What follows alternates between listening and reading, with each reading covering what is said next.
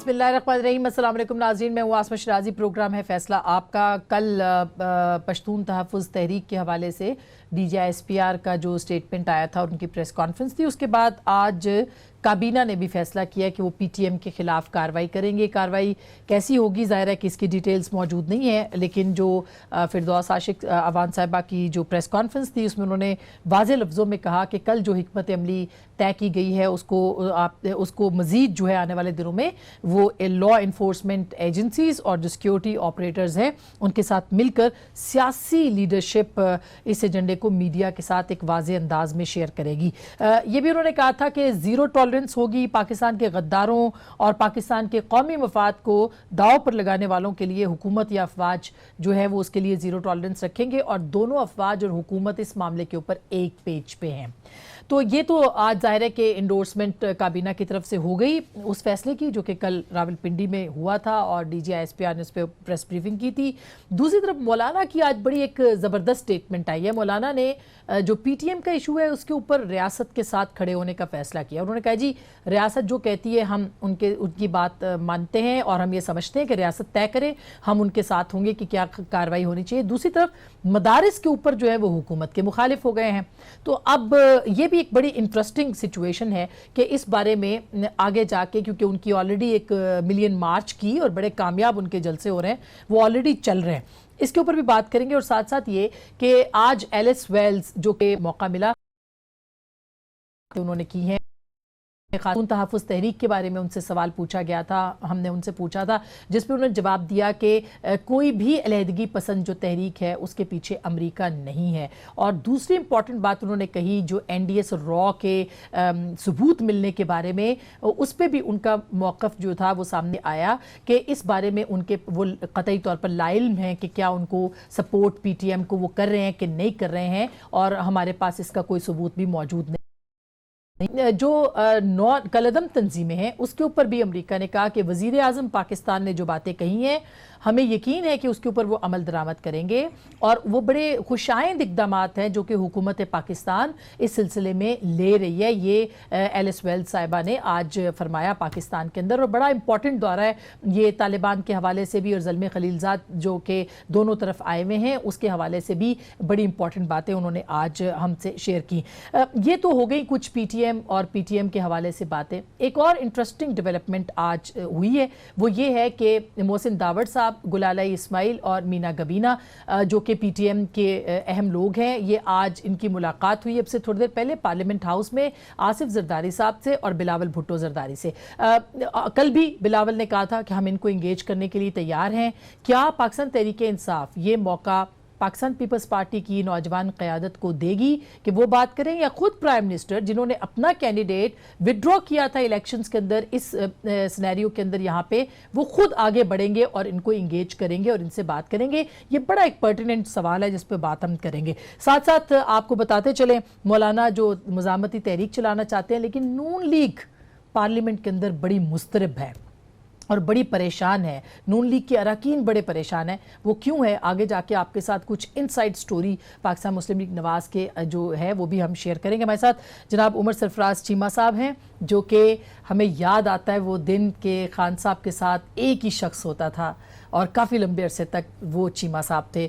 तो आज सेक्रेटरी इत्तलात हमारे साथ हैं, बहुत बहुत शुक्रिया, आपकी बड़ी एफर्ट्स हैं और हम उसको रिकग्नाइज़ करते हैं। हमारे साथ मौजूद होंगे जनाब मलिक अहमद खान साहब, पाकिस्तान मुस्लिम लीग नवाज़ के सूबाई रुकने असम्बली हैं, बड़ा जाना माना नाम है, बड़े ज़बरदस्त सॉलिड बात करते हैं, बहुत बहुत शुक्रिया। लास्ट बट नॉट लीस्ट जनाब नबील गबोल साहब, अगेन पाकिस्तान पीपल्स पार्टी के सीनियर तरीन नहीं बल्कि पाकिस्तान के सीनियर जो सियासतदान हैं उनमें से इनका एक नाम है, कई बार वफाकी वज़ीर रहे हैं और अंदर की खबर जानते हैं। बहुत बहुत शुक्रिया गबोल साहब आपकी भी तशरीफ आवरी का। सबसे पहले तो मैं चीमा साहब से शुरू करती हूँ। चीमा साहब, ये जो PTM वाला वाक़या है और इसके ऊपर आप देखिए आज अब मुलाकात हुई है बिलावल साहब की भी, ये PTI क्यों मौका दे रही है? हालांकि खान साहब तो इनकी बात को सपोर्ट करते थे, लहजे को नहीं करते थे, वो कोई भी नहीं करता, लेकिन जो बात है उनकी उनको तो वो सपोर्ट करते थे, विड्रॉ भी किया उन्होंने। क्यों मौका दे रहे हैं कि पीपल्स पार्टी बात करे, नून लीग बात करे, बाकी लोग बात करें? शुक्रिया आसमा। जो बात कल DGI-SPR ने की और आज जो कैबिनेट ने भी उसको इंडोर्स किया उस हवाले से, तो ये वही एंडोर्समेंट है जो 2014 के अंदर जब नेशनल एक्शन प्लान जब बनाया गया, तमाम पॉलिटिकल पार्टीज़ का कंसेंसस था और उसके अंदर जो एजेंडा आइटम जो तय किए गए उसकी इम्प्लीमेंटेशन के लिए आपको पता है कि सिक्योरिटी फोर्सेस ही हमारे पास एक ऑपरेशनल एक मैकेनिज्म है जिसके ज़रिए सारी इम्प्लीमेंटेशन हो रही है और उन्हीं के ज़रिए जो है इंटेलिजेंस भी ऑब्वियसली गैदर की जाती है और इंटेलिजेंस बेस्ड अगर उनके पास इंफॉर्मेशन थी वो उन्होंने कल क्वेश्चन उस पर रेस किए। लेकिन मैं समझता हूँ कि ये एक बहुत ही अनफॉर्चुनेट बात है कि बजाय इसके कि नेशनल एक्शन प्लान की इम्प्लीमेंटेशन पे गवर्नमेंट को सपोर्ट करने के कुछ पॉलिटिकल पार्टीज़ ख़ासतौर पर अपोजिशन पार्टीज़ हैं वो एक वक्ती एक सियासी फ़ायदे के लिए इसको एक्सप्लॉइट करें। एक तरह से आप ये कह सकते हैं कि नेशनल एक्शन प्लान की ये तो वायलेशन है कि एक जो हुकूमत वक्त जब नेशनल एक्शन प्लान के जो एजेंडा के ऊपर इम्प्लीमेंटेशन करने जा रही है तो आप बजाय इसके कि जो है इसमें एक कह लें कि एक सहूलत कार बनने के हुकूमत को सपोर्ट करें बजाय उसको एक्सप्लॉइट करें सिचुएशन को। आपने इनको दहशतगर्द डिक्लेयर कर दिए कि वो सहूलतकार बन रहे हैं अपोजिशन। आपके सामने कल जो DIPR ने बड़े सीरियस उन्होंने जो एलिगेशन जो सामने आई उसके बाद मैं नहीं समझता हूँ कि इस किस्म की जो रवाबित हैं वो डेफिनेटली नहीं होने चाहिए और अगर होने भी चाहिए तो हुकूमत बजाय इसके कि हुकूमत पे तनकीद की जाए और हुकूमत के इम्प्लीमेंटेशन की राह में एक तरह से ये तो रुकावट डालने वाली बात है। साहब इनके दो अरकान तो पार्लियामेंट के अंदर बैठे हैं, वो अरकान असेंबली है, अवाम ने मुंतखब करके उनको भेजा है, क्या आप उनके खिलाफ भी कार्रवाई करें? आपने बिल्कुल ठीक है। आपको अगर याद हो अभी हालिया जब प्राइम मिनिस्टर ने जब जलसा किया वहाँ पे तो उन्होंने भी कहा कि ये जो डिमांड्स हैं ये हम भी कहते रहे 15 साल पहले लेकिन हमने कभी अफवाज पाकिस्तान के खिलाफ या मुल्क के खिलाफ कभी इस तरह की कोई कैंपेन या कोई इस तरह की बातें नहीं की। हमारा जो मौकफ था जो ऑपरेशन के हवाले से वो हमने उसके ऊपर हमने बात की। सो ये तरीकाकार गलत है। ठीक, इसमें जब और ये रिजॉल्व हमारा अकेले का नहीं तमाम पॉलिटिकल फोर्सेस का था कि जीरो टॉलरेंस होगी किसी ऐसे एलिमेंट के खिलाफ। लेकिन वो तो दहशतगर्दी नहीं फैला किसी किस्म की। देखें उन्होंने कोई दहशतगर्दी नहीं की, कोई उन्होंने लॉ एंड ऑर्डर इतने जलसे बड़े किए, कोई लॉ एंड ऑर्डर की सिचुएशन खराब नहीं की। लेकिन मेरे ख्याल में जो कल अगर आपने DGISPR की बड़ी तफसीली एक जो प्रेस कॉन्फ्रेंस थी उसके अंदर बड़े सीरियस किस्म के एलिगेशन उन्होंने जब तक वो क्लियर ना हो मेरा नहीं ख्याल के मतलब इस किस्म की जो है वो कह लेंगे वक्ती तौर पे एक सियासी फायदा तो हो सकता है लेकिन वो किसी तौर पे भी आप उसमें कोई सपोर्ट नहीं कर रहे ना उसमें कोई मदद फराहम कर रहे हैं कि नेशनल एक्शन प्लान की इम्प्लीमेंटेशन के। अच्छा मलिक साहब ये बात जो चीमा साहब कह रहे हैं वो कह रहे हैं कि हम ये तो जीरो टॉलरेंस आज गवर्नमेंट ने कह दिया कि नहीं है। अब दूसरी तरफ देखिए नंबर बड़ा थोड़ा है, PTI के पास अभी बजट आने वाला है, उनको बजट मंजूर करवाना है। 2 अरकान असेंबली टोटल 6 की स्टोरी है ये सारी यानी कौमी असेंबली के अंदर। अब अगर मुलाकात पहले कार्रवाई भी की जा सकती है, नहीं की जाती और वो दूसरी तरफ बैठ जाते हैं तो बजट कैसे मंजूर होगा सर? मलिक साहब देखिए अस्मा इसमें आपका बहुत शुक्रिया। इसमें कोई इजी सिचुएशन नहीं है, ये गवर्नमेंट के लिए भी एक बड़ी मुश्किल सूरत हाल है और मैं अगर ऑनेस्ट DGISPR की स्टेटमेंट के बाद हिंदुस्तानी एजेंसीज के साथ ताल्लुक़ हैं, अफगानिस्तान की एजेंसी के साथ ताल्लुक़ हैं और ये उनसे फंडिंग लेते हैं और फंडिंग लेने के बाद ये पाकिस्तान की मिलिट्री को मिलाइन करते हैं तो ये बड़ा सीरियस नेचर का इल्ज़ाम है।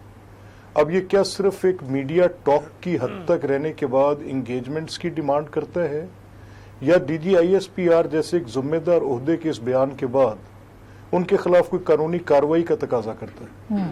अगर तो कानूनी कार्रवाई का तकाजा करता है तो फिर इसमें ताखीर नहीं होनी चाहिए और अगर आप ये समझते हैं कि इन इल्ज़ामात के बावजूद भी आपने बतौर रियासत के उनके साथ बातचीत करनी है तो फिर इसके साथ आप उनके साथ बातचीत करते वक्त इस तरह के इल्ज़ामात को लेवल करते वक्त ख्याल करना चाहिए था। अब ये दोनों ऑप्शंस आपके सामने है। कल DGISPR ने सलीम साफ़ी के सवाल के जवाब में ये कहा कि अगर पार्लियामेंट्री कमेटीज़ उनको इंगेज करती हैं तो हमें एतराज़ नहीं होगा। तो ये बड़ी एक मुझे समझ नहीं आई जनरल आसिम गफूर की ये बात कि वो एक तरफ तो इस बात पर बाकायदा इल्ज़ाम लगा रहे हैं और कह रहे हैं कि हमारे पास एविडेंस है तो it is a very serious sort of charge against them.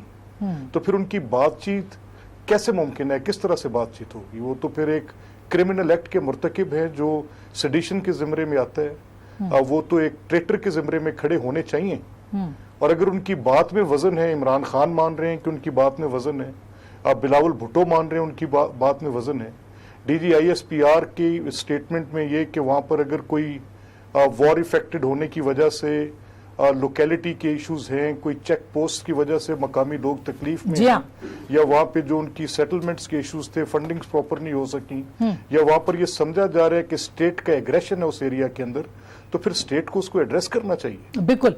ये तो बड़ी वैसे बड़ी मलिक साहब, मुश्किल सी स्टेट सूरत ने है। काफी दफा एंगेज किया है, इसमें कोई दो राय नहीं, लेकिन एक पॉलिटिकल रिप्रेजेंटेटिव्स भी हैं, वो वहाँ के सियासी लोग हैं, ना ही वो कोई अलहदगी पसंद है। मेरा ख्याल है उसको डील करने के लिए स्टेट को कोई ज़रूर मैकेनिज्म जो है वो बनाना चाहिए।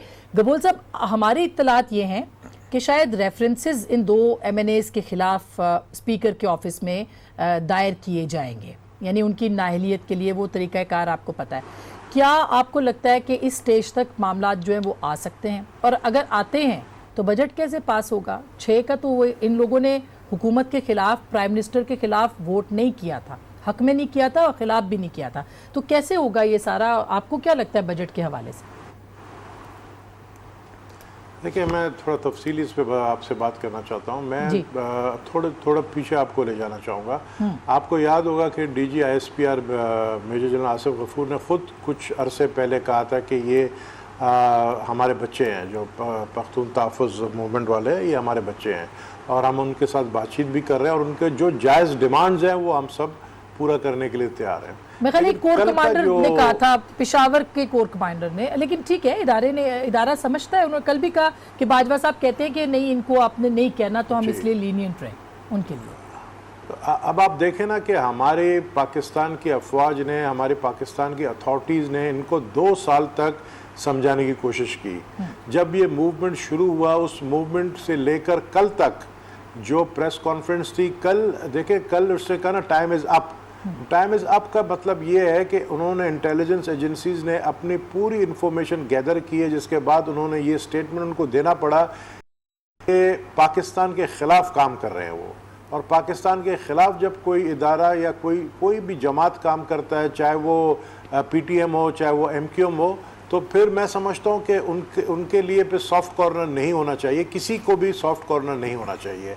क्योंकि अगर ये चीज़ साबित हो गई है इंटेलिजेंस एजेंसी को कि अफ़गानिस्तान के अंदर, इंडियन कॉन्सुलेट के अंदर पैसे लिए गए हैं, और धरने के लिए पैसे जो है इंडियंस ने दिए हैं, रॉ ने दिए हैं, और ये जो भी पाकिस्तान के अंदर ये जो मूवमेंट कर रहे हैं, उनको सपोर्ट जो है वो रॉ की तरफ से है, तो मैं समझता हूँ कॉर्नर नहीं होना चाहिए। लेकिन अगर उनको आखिरी, और अगर जिस तरीके से DG ISPR ने जो कल स्टेटमेंट प्रेस कॉन्फ्रेंस के बाद फिर सलीम साफ़ी से भी बात की है, कहीं पे लचक नज़र आ रही है कि ये आखिरी मौका भी देना चाहते हैं। खासकर आपने जो 2 पार्लियामेंट का नाम लिया, 2 पार्लियामेंटेरियन, देखे जो भी वो इलेक्टेड है, लेकिन अगर 2 पार्लियामेंटेरियन जो ही है का हाल मुझे नजर आ रहा है कि अगर MQM के सरबराह अल्ताफ हुसैन ने हमारे इदारों के खिलाफ बात की, तो फिर उसके जो पार्लियामेंटेरियंस थे या जो मेंबर्स थे, वो सारे जो है ना उसके दिफा हुसैन के दिफा में नहीं आए, बल्कि अच्छा, लेकिन उन्होंने गुप्ता उनकी मुखालफत कल की। जो बिलावल साहब ने कहा, बात कही, उन्होंने कहा कि हम उनके स्टांस को सपोर्ट करते हैं, हम ब्रिज बनते हैं, हम इंगेज करना चाहते हैं, और वो उन्होंने कहा मैं खुद इंगेज करना चाहता हूं। क्या आपको लगता है कि पीपल्स पार्टी इंगेज कर पाएगी, करना चाहिए, करने दिया जाएगा? और PTI खुद अपने हाथ से अपने लोगों को, क्योंकि उन्होंने विड्रॉ किए, देखा जाए तो एक बड़ी सपोर्ट खुद PTI की थी इन दोनों अराकीन को, क्या पीपल्स पार्टी को वो देने देंगे आसानी से ये सपोर्ट? देखें, मैं समझता हूं कि अगर पीपल्स पार्टी के चेयरमैन ब्रिज का किरदार अदा करना चाहते हैं, और अगर जो गुमराह लोग हैं, ज़ाहिर है ये गुमराह हैं, उन्होंने जो है गुमराही की तरफ गए हैं, लेकिन मैं क्यों साथ साथ नाम MQM को ले रहा हूँ कि अगर अल्ताफ हुसैन गद्दार पाकिस्तान है, तो उसी के मेंबर आज काबीना के अंदर बैठे हैं, लेकिन उन्होंने अपने आप को डिटैच किया अल्ताफ हुसैन से, तो फिर ये पार्लियामेंटेरियंस को भी अपने आप को डिटैच करना पड़ेगा जो PTM के सरबराह मंजूर पेशेंट से।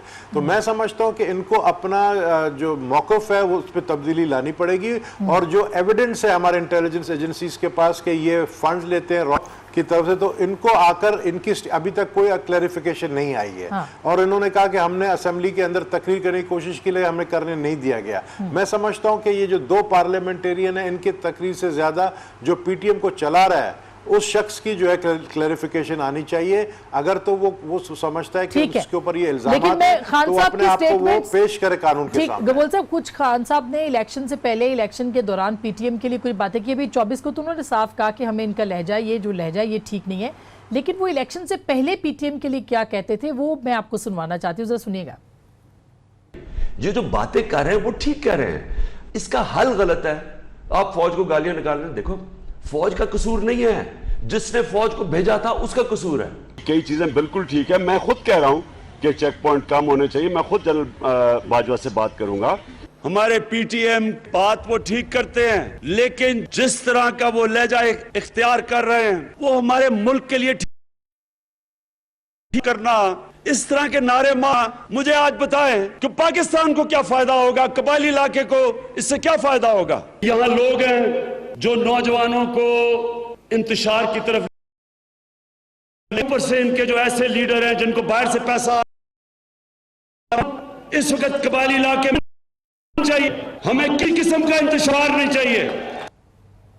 अच्छा, अब प्राइम मिनिस्टर के मुख्तलिफ आपने इलेक्शन से पहले बात के स्टेटमेंट सुने। मैं एक छोटी सी ब्रेक लूंगी और ब्रेक के बाद चीमा साहब से पूछेंगे कि अब प्राइम मिनिस्टर इनको एंगेज नहीं करना चाहते किसी लेवल के ऊपर भी। हम जरूर बात लोग असेंबली।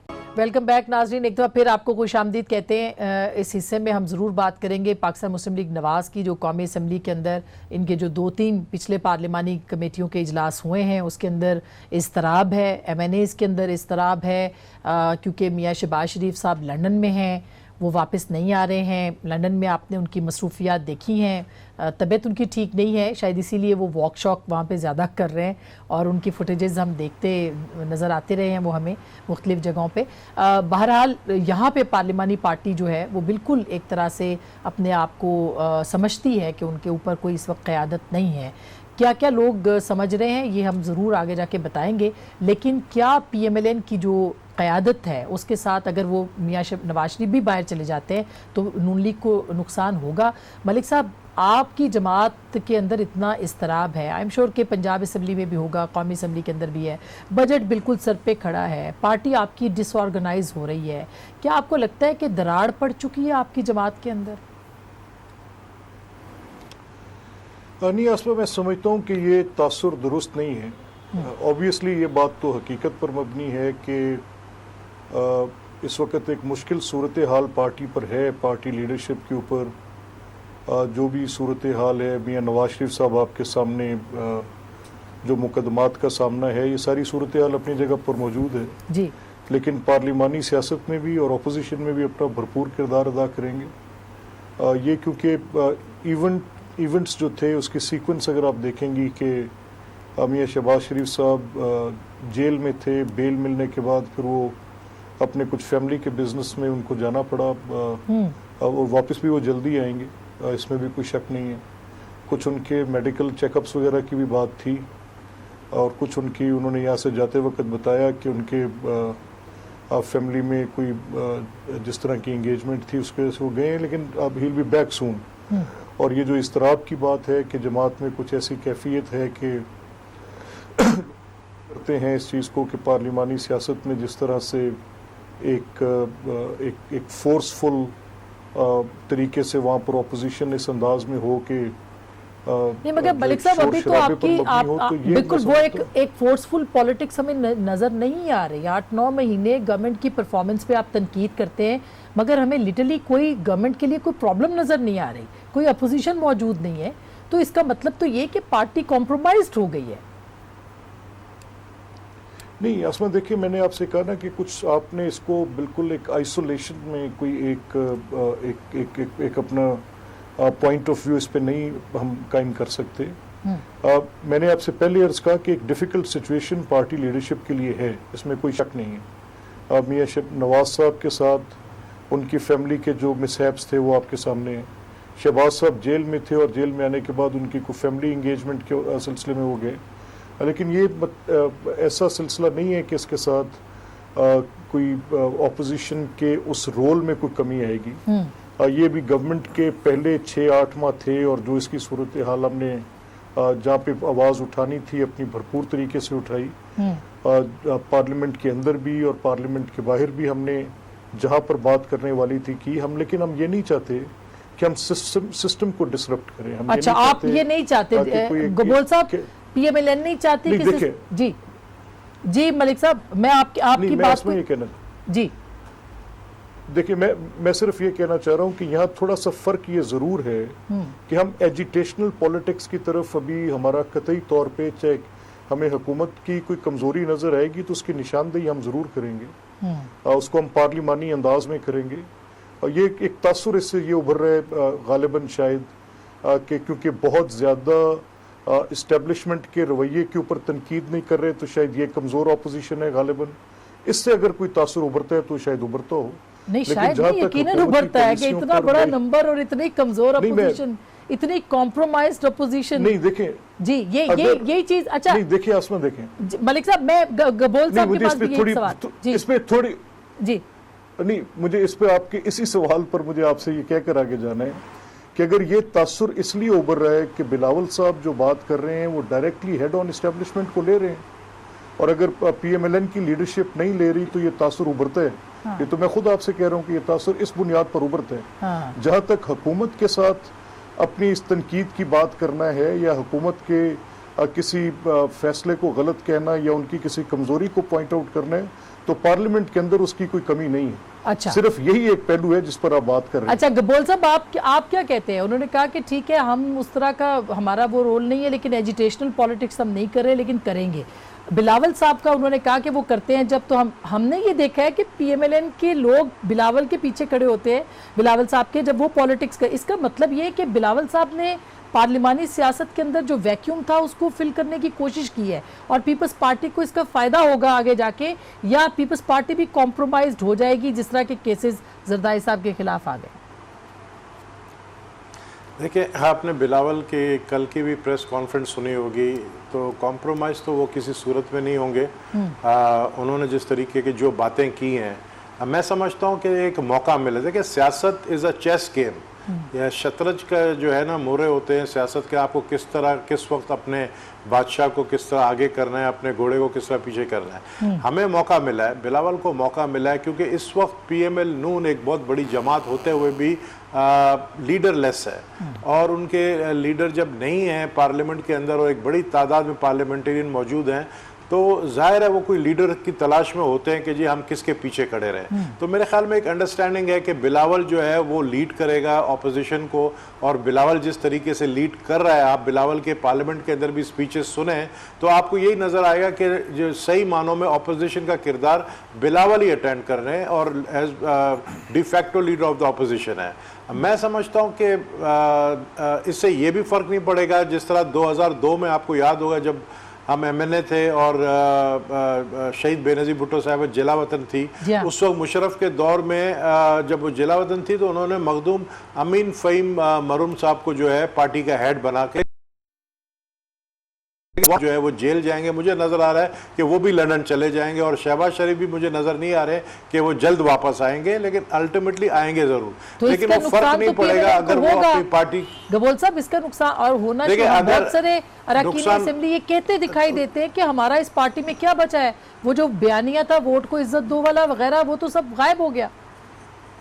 नुकसान बिल्कुल होगा, बिल्कुल होगा, और अभी पीएमएल नून के मेंबर्स परेशान भी हैं, और वो यही बातें कर रहे हैं कि हम लीडरलेस जो है इस वक्त चल रहे हैं। लेकिन मैं समझता हूँ कि अनकरीब नवाज शरीफ साहब किसी को जो है ना, मैं I don't know about Maryam साहिबा के मरियम नवाज जो है वो इलेक्शन लड़ सकती हैं नहीं लड़ सकती हैं, लेकिन मुझे यही लगता है कि मरियम नवाज जो है वो शायद इलेक्शन लड़कर वो पार्लियामेंट में अपना किरदार अदा करे। लेकिन अच्छा, मतलब ये उस सूरत में होगा इस वक्त मौजूद जब असेंबली के अंदर। लेकिन मैं आपको ये बताऊं कि ये जितने भी सिनेरियो है, ये एक म्यूचुअल अंडरस्टैंडिंग के तहत हुई है। जितनी सिनेरियो है जिसमें चाहे शहबाज शरीफ चले गए हैं या नवाज शरीफ साहब वापस, ये एनआरओ नहीं, मैं एनआरओ नहीं कहूंगा, लेकिन एक म्यूचुअल अंडरस्टैंडिंग है। किस की? यही कि नवाज शरीफ साहब जो है वो बाहर चले जाएंगे और शहबाज शरीफ साहब वापस नहीं आएंगे, और मुस्लिम आगे जाके कोई मरियम जो है वो किसी को किसी को नया सरबरा मुकर्रर, सरबरा तो नहीं लेकिन पार्लियामेंट के अंदर कोई और जो है पार्लियामानी lead रहनुमा करेगा। बनाया जाएगा। अच्छा चीमा साहब, एक उन्होंने कहा म्यूचुअल पार्लियामेंट। अंडरस्टैंडिंग है, अब ये किस किस की अंडरस्टैंडिंग है, ये बड़ा इंपॉर्टेंट सवाल है। दूसरी तरफ ये है कि आप बताएं, प्राइम मिनिस्टर तो के ना होने का फायदा भी बिलावल उठा रहे हैं, पीएमएलएन की क़यादत के ना होने का फायदा भी बिलावल उठा रहे हैं। क्या प्राइम मिनिस्टर क्यों कौमी असम्बली के अंदर नहीं आते? उनका इलेक्टेड ऐवान है। बिल्कुल, उन्होंने तो आने का उनका है प्लान, ऐसा बात नहीं है। ऑब्वियसली आप जो पिछले दिनों उनका चाइना का दौरा था और बाकी उससे पहले ईरान का दौरा था, उनकी मसरूफियात कुछ ऐसी रहीं। लेकिन जो आप जो बात पहले कर रही थी कि पीएमएलएन के ख़ास तौर पे दोस्तों के साथ मुझे बड़ी ख़ास हमदर्दी, क्योंकि इनके साथ हमेशा पहले भी एक दफ़ा हाथ हो चुका और हमने बड़ी दफ़ा इनको कहा भी कि आप लोग ऐसे नायल और करप्ट लोगों की जो है ना का तहफ़्फ़ुज़ करना और उनको तो तर्जुमानी छोड़ दें, क्योंकि इन लोगों पे जब भी मुश्किल वक्त आया, अभी ये फिर हो रहा है। आपको याद है 99 के बाद क्या हुआ? इन ये सारे बेचारे यहाँ टीवी पे बैठ के उनको डिफेंड करते रहे, उन्होंने अपने पूरे टब्बर के साथ सूटकेस उठाया और यहाँ से चले गए। फिर कौम से झूठ बोलते रहे कि डील नहीं की, वो तो फिर अगलों ने डील निकाल के रख दी कि भाई ये आपने डील की थी जिससे आप जा रहे हैं। और अभी ये जो बात कबूल साहब ने भी की कि जी कोई म्यूचुअल अंडरस्टैंडिंग या कोई एनआरओ, हालांकि बिलावल जब एक दिन पहले जब मिल के आए मियाँ साहब को जेल के अंदर, तो उन्होंने कहा नहीं मियाँ साहब बिल्कुल कोई ऐसी कॉम्प्रोमाइज़ नहीं कर रहे हैं, बिल्कुल डटे हुए सारे। और अगले दिन जब वो उनकी बेल होगी तो उन्होंने कहा जी इनको तो एनआरओ मिल गया। तो ये इनकी ख्वाहिश है कि पिछले 9 महीने से कोशिश भी यही हो रही है। और ये जो बात करें कि एजुटेशनल पॉलिटिक्स ही, हमने भी एजुटेशनल पॉलिटिक्स पिछले 22-23 साल आपके सामने के अपोजिशन की सियासत की है। इन लोगों का मसला ये है कि इनकी लीडरशिप, पार्टी नहीं, इनकी लीडरशिप कॉम्प्रोमाइज़ होगी, उनकी चोरी पकड़ी गई है। अब मुझे एक बात पता है, पिछले कई दिनों से जो है इन पर जब सवाल किया जाता है, अब बाकायदा जब ट्रांजैक्शन इनकी सामने रखी जाती हैं कि शहबाज शरीफ के ख़ानदान को $26 मिलियन आए बाहर से टीटीओ के जरिए, और आप कहते हैं कि बाहर कोई कारोबार भी नहीं है साहब का, तो कहाँ गया पैसा? इसका कोई जवाब नहीं है इनके पास। और ये डेफिनेटली लीडरशिप जो है वो उनको भी अपना अंजाम सामने नज़र आ रहा है। और अभी आपने जो फुटेज दिखाई आपके सामने, यहाँ पे अगर ये एक दिन भी इनको जेल में जाना पड़े जब होता है, तो गर्दन का दर्द से लेके सर के दर्द से लेके पाँव तक कोई ऐसी चीज़ नहीं जो इनकी फ़ौरन ख़राब नहीं होती। और वहाँ पे आपने देखा कि माशाल्लाह अच्छा खासे सेहतमंद वहाँ पे घूमते फिर रहे हैं, वो इलाज करा रहे हैं ना, तो उनकी तबीयत पहले से वहाँ पे बेहतर है। लैंड करते ही जो है सारी बीमारियां जो है वो मैं मलिक खत्म साहब, हो वैसे जाती हैं। ये जो डिसअपॉइंटमेंट आपकी जमात के अंदर है जो हम बता रहे हैं, लेकिन मैं एक छोटी सी ब्रेक लूंगी, मैं आप ही के पास फिर आऊंगी। स्पीकर कौमी असम्बली भी बड़ी कोशिश में लगे हुए हैं कि वजीर आजम आ जाएं हाउस के अंदर, और वजीर आजम क्यों नहीं आते, ये एक अंदर की खबर आपके साथ ब्रेक के बाद शेयर करेंगे, हमारे साथ रहिएगा।